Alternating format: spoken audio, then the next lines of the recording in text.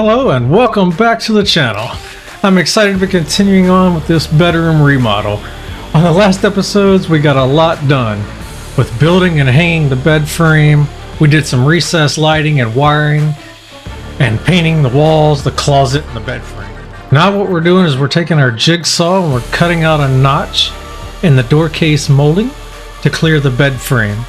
You can get this measurement from the floor to the bottom of the bed frame and the face of the frame to the desired location of the case's starting point and cutting off the remainder.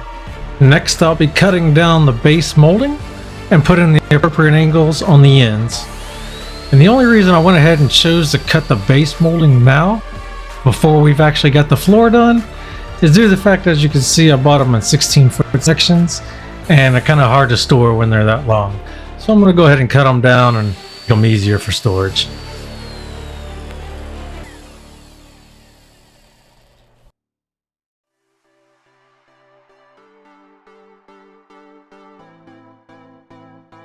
A few tools that could help you out are a tapping block to prevent damage to the edges of the locks, a pull bar to close gaps from left to right, square, pencil, tape measure, rubber mallet, and some sort of suction cups. Next, we can lay out the floor in the order in which it needs to be snapped together. I've cut the tongue off this one, so this will go towards the wall. Now we'll square up the boards left to right, snap them together firmly. We'll go to the other end and repeat this process. Now we can take the three boards and slide them into the locks, but before locking them down, we want to ensure that the lines are square. Taking the square and a straight edge, I found that the line was about 1/4 of an inch low. I slid it forward, and then we're able to take the rubber mallet from there and lock it all down.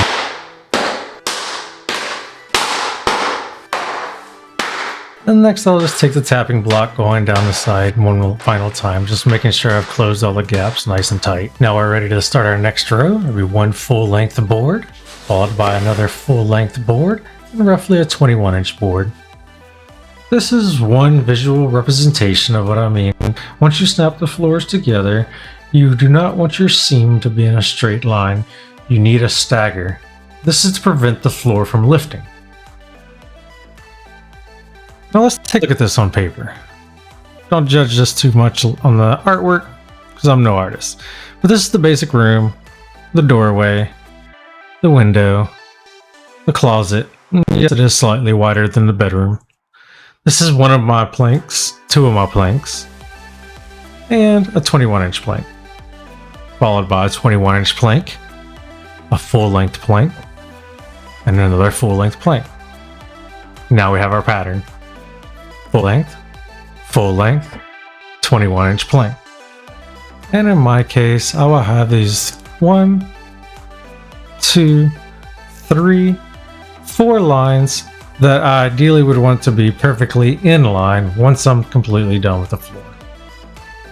But this was just a rough representation from a bird's eye view to help put the floor stagger pattern in visual context.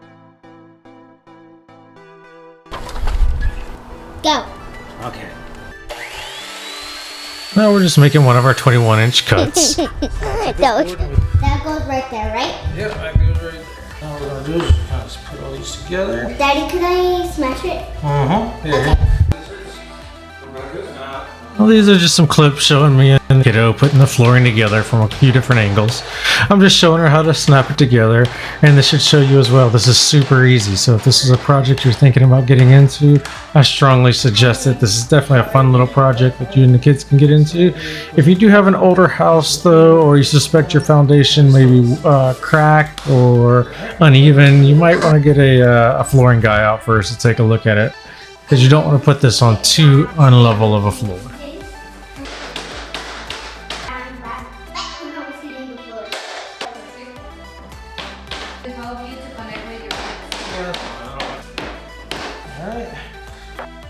And in less than 5 minutes, due to movie magic, we are done with the floor, and it turned out great.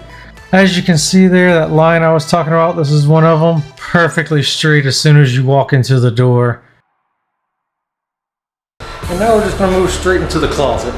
So what I'm going to do is I'm going to build the casing for the doors first, because my opening is way too big. So I'm gonna build a little casing and stain it out. Then we'll go into the shelving portion of it. So here's what we got right now. And then this is what it should look like. I decided to use 1x6 lumber to build the door frame of the closet. I cut them all down to length, and then I sanded them down to the desired finish. Okay, now that we've got the boards sanded down to satisfaction, we can lay them out into their appropriate location and start to attach them together. To do this, I chose to use wood glue and brad nails. Now this can get pretty repetitive, but you want to do your best to get the shelves as straight as possible, but it should look something like this. Measure the shelf, set the shelf, nail the shelf, and repeat. Once you have all your shelves nailed in, this is roughly what your end product should look like.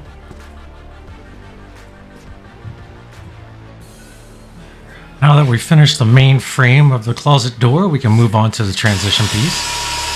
I just chose to keep this really simple. I took and ripped two ends off of the 2x6, leaving the center section like a little island, and then that was able to connect down to the concrete. I did this using a table saw. I found this being the easiest method. I first ran my depth cut at the desired width, and then I ran my actual strip cut. Now I'll just repeat that process for the other side of the board. Once complete, you should end up with something like this, and your two pieces of floor will set on each end, and the center will actually go down and attach to the concrete. Next, we'll need to mount the hardware included with our door. We'll do this by tracing it out onto the board and then measuring our depth using the actual bracket itself, and then we'll just move that over to the router. After we have our router set to the appropriate depth, we can cut out our traced markings. And this is what it should roughly look like when you're finished. Next, we can set the hardware into place, check our fitment, and it fits great. Now we'll just move over to the other side and repeat this process. Now we'll just take the frame inside and mount it, install our bifolding doors, ensure everything is square, and ensure the doors shut properly, and they do. So now we can install our base molding and trim molding, and that will be it for this door. As you can see here, this is the finished product.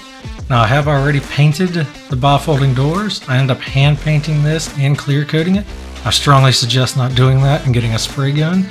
For hand painting this took me a very long time.